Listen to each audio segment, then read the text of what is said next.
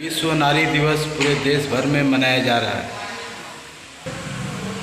तो साथियों, इसका मूल कारण ये बताया जाए कि नारी को सशक्तिकरण किया जाना है। भाई, नारी को सशक्तिकरण किया जाना ठीक है, लेकिन किसके खिलाफ?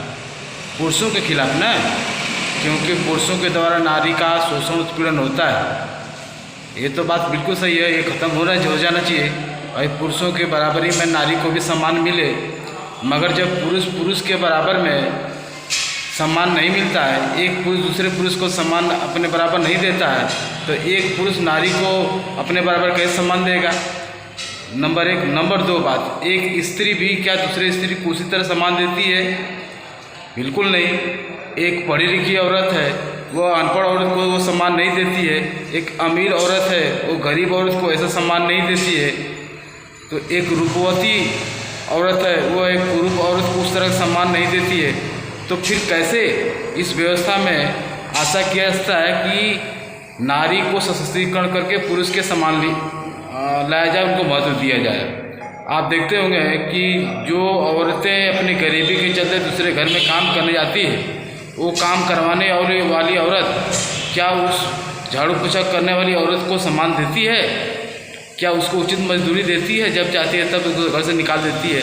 तो साथियों, इस व्यवस्था में ये संभव ही नहीं है। जहाँ मानव द्वारा मानव का शोषण हो रहा है, तो वहाँ औरतों को पुरुषों के बराबर सम्मान मिले और अधिकार मिले।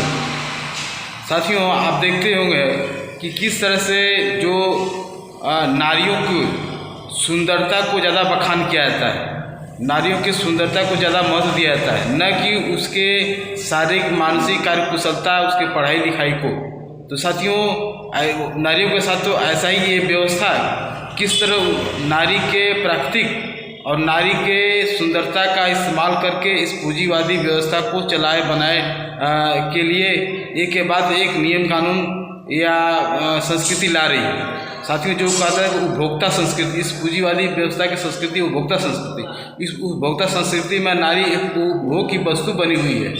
साथियों, आप देख रहे हैं सौंदर्य पर प्रतियोगिता हो रही है, किस तरह से नारी के सौंदर्य का इस्तेमाल करके वस्तुओं को बिक्री के लिए इस्तेमाल किया जाता है। तो साथियों, इस पूंजीवादी साम्राज्यवादी व्यवस्था में नारी को पुरुषों के बराबर अधिकार नहीं मिलते हैं, क्योंकि इस व्यवस्था में आर्थिक, राजनीतिक, शैक्षणिक, सामाजिक जो असमानता है। तो नारियों के साथ भी ऐसा समान व्यवहार नहीं हो सकता है।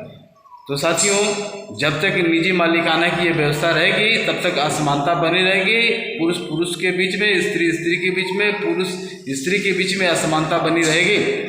तभी तक जो है यह इस तरह का शोषण उत्पीड़न हो रहेगा।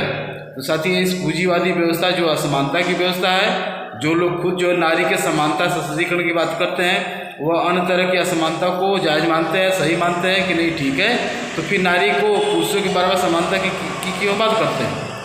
पुरुष के बराबर अधिकार नहीं है, तो नारी के बराबर भी अधिकार नहीं हो सकता है। तो साथियों, इस पूंजीवादी व्यवस्था में नारी के सशक्तिकरण की बात जो है आधी अधूरी है। इस पूंजीवादी व्यवस्था में ऐसे ही जो है किस तरह समानता की बात हो, समान अधिकार हो मिल जाए, इस तरह का ढोंग पाखंड किया जाता है।